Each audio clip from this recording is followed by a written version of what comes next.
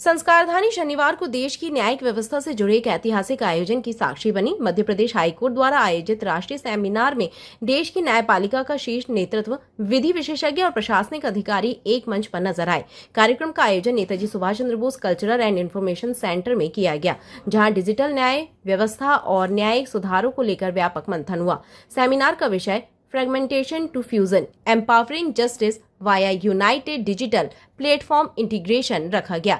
कार्यक्रम में मुख्य अतिथि के रूप में भारत के प्रधान न्यायाधीश जस्टिस सूर्यकांत शामिल हुए। मुख्यमंत्री डॉक्टर मोहन यादव और केंद्रीय कानून मंत्री अर्जुन राम मेघवाल विशिष्ट अतिथि के रूप में मौजूद रहे।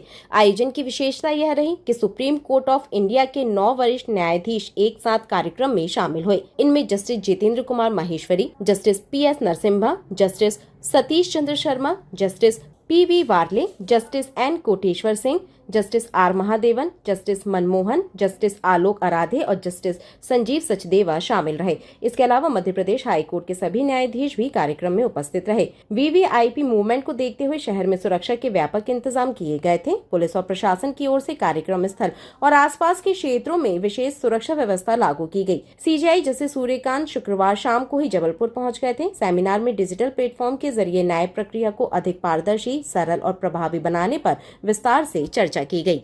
It will also bring transparency. Transparency has also been an issue which we all are concerned.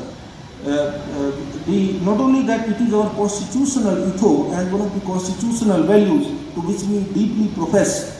Our different kinds of subsequent laws have also responded like that. So if you will see post-constitution, the judicial development of the Supreme Court constitutional jurisprudence, the way it has been developed, or even less later, Parliament has also enacted so many laws to bring more and more transparency.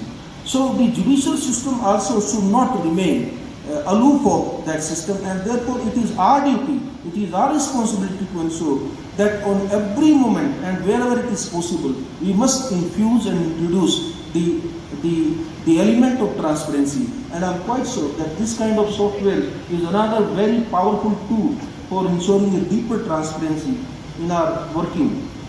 तमाम प्रकार की व्यवस्थाओं में आज के यहाँ तक कि हमारी कैबिनेट में भी हमने अपनी ही फाइल चालू की है।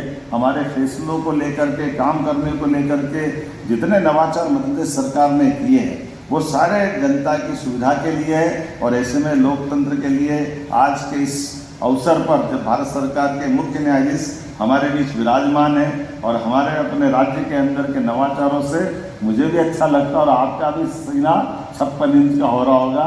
मैं अपनी ओर से बधाई देना चाहता हूँ एक बार फिर इस समूचे आयोजन के लिए। पुनः कोटि से अभिनंदन, बहुत बहुत धन्यवाद।